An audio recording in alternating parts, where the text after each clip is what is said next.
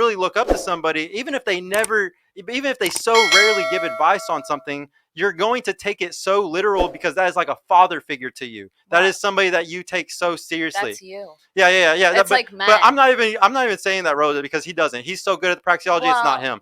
It's all the other people. It's everybody else that's pandering all this stuff. Well, Rolo gets dragged a lot for saying he gives prescription on like the iron rules of Tomasi. They are not. Those aren't prescriptions. Yeah. So, those people are stupid. But when people hear, right, but when they hear never have sex, or if a girl makes you wait for sex, the sex is never worth the wait. They think it's a fact, like stand by it on everything. Yeah, and what do? You cannot control how people process information.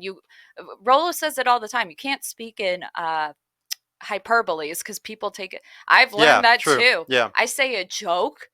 Oh my God, I was canceled like the first week, like a long time ago. But it's like, if you give prescriptions and you don't follow those prescriptions, remember, there's also that component. It's hard to know with parasocial relationships. Very true. I've met a lot of these guys. They're really who they say they are for most, but like, they don't, like, the consumer doesn't know that, and the consumer might never actually know that. And so then if something comes out about that person, how do they know if that's even true or not? It just creates a lot of these parasocial relationships. Bad, but like, well, that's what it all comes down. Don't look up to your idols. Like, don't idolize them. No, but this is the big issue though. The reason why Andrew Tate is so big and it's all over the news and everything like that is because they're like, he's influencing these kids. He's influencing these 15 to 18 to 20 year olds. So those people, like, we can say all day long that, like, this isn't an ideology, kids. This is a praxeology, blah, blah.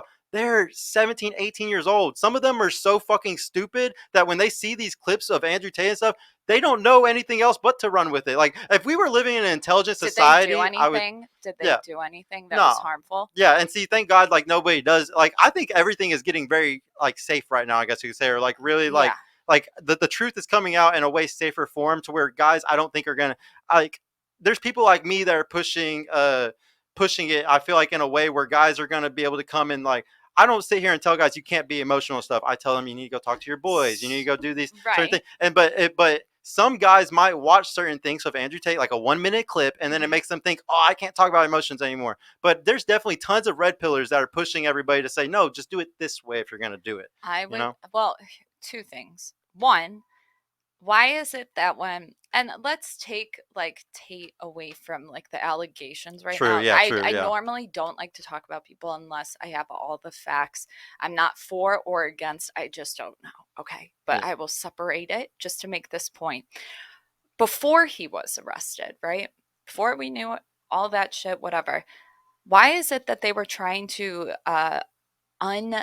unteach what the boys at school were trying to They're trying to do, like, the classes for them or whatever. Yeah. Okay. So here's what I'm thinking. Guys were like, Andrew Tate, ha ha ha. They were expressing themselves. They were having fun with their friends, and now we're shaming them for that. True. Yeah. Now we're getting them in the classroom, making sure we what is the word for that? Deprogram. What is the damn deprogram? Yeah. Re-educate. Okay. Yeah, it's like equivalent to Canada and Jordan Peterson. Oh my God, that is so crazy too. But why are they doing that is a bigger question to ask. And it's like, if you were saying your second point, if men are not emotionally unavailable as something, I was like, men are emotionally available. Society doesn't want to hear it. Yeah. They don't care. Get on our program or get out. Women are literally, like, the feminine imperative is an alpha male right now. Get in my program or leave. Your fucking bank's taken away. You're deplatformed. Mm-hmm. So it's like, why would men say anything? Yeah. I don't know.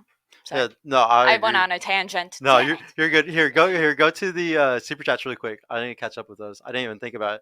Sorry, guys. I forgot that some of y'all birthday super chats. Woo! Yeah, thank you so much, guys. Don Juan the Plagueis Zero, huh? Oh, did anyone see Trollo and Dr. Phil? Someone needs to ask Andrew Tate what he took from Trollo's work, because I haven't seen Tate take much from Trollo. What do you mean Trollo? What the fuck? He probably means Rollo. I don't know why. Why are you putting Trollo? You don't like Rollo? Did anyone see Trollo? I mean, he did good on Dr. Phil, bro. Oh, it's Don.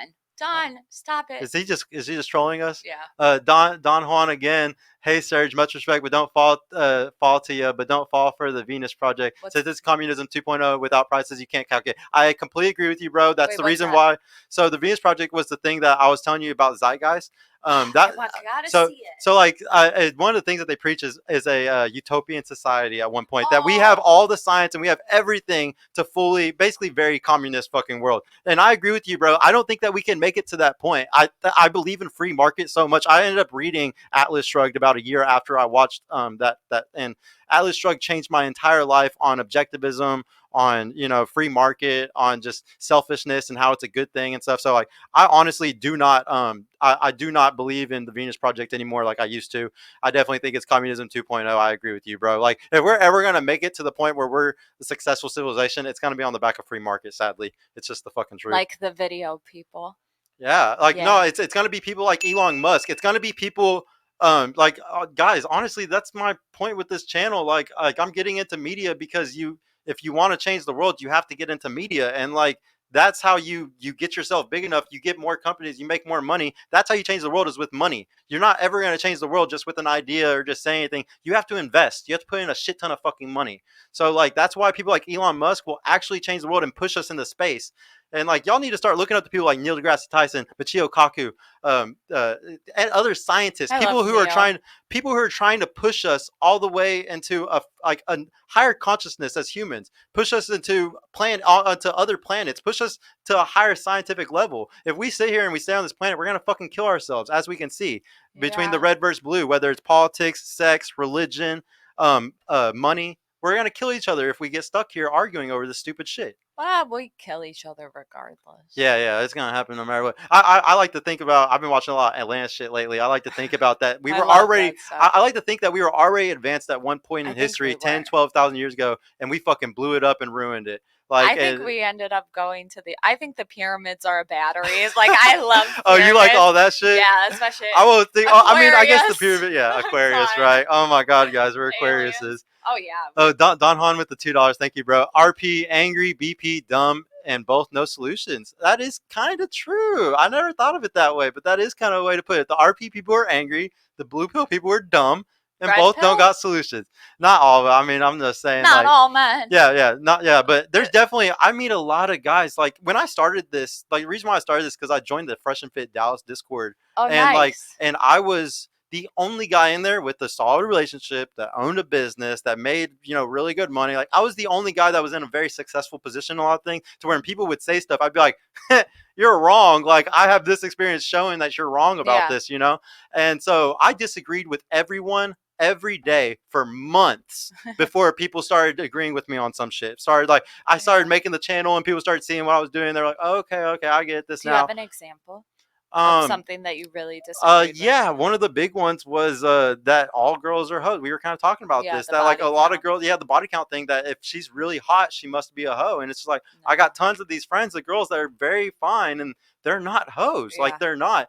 There's tons of things that it's just sad because you can watch a clip or something and like you completely run with it and you think that's like everything, but then like people don't realize that there's a whole other route. How did I change your mind? Was it the thing about the guys saying he talked to a girl in a club and you realized, oh, guys probably lie about their number? I've always known it. It's just that these guys, every guy that I know in the red pill space argues against me heavily on that. But I've always said that these girls at the clubs and stuff, they're actually not that big of hoes.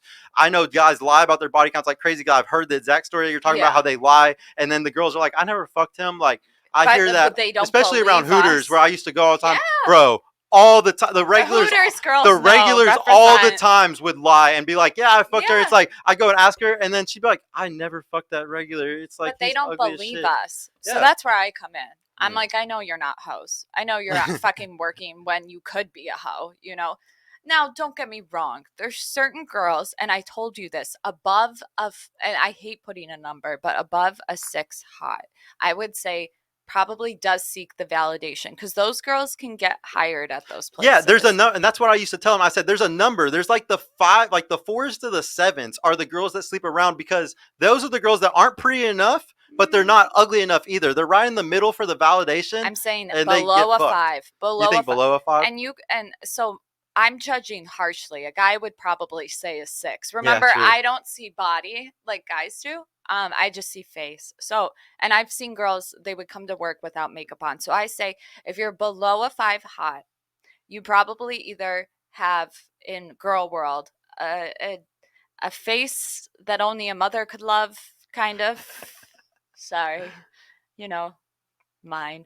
But like not a good body or just nothing special, nothing that stands out. I think every girl has one thing, but there's some that just don't have anything and they're just here. They're on the Forever Alone subreddit that I go to all the time. I always go to that subreddit because these guys like to always tell me there's no such thing as a sexless girl, but I always go there to prove to them there are some sexless women.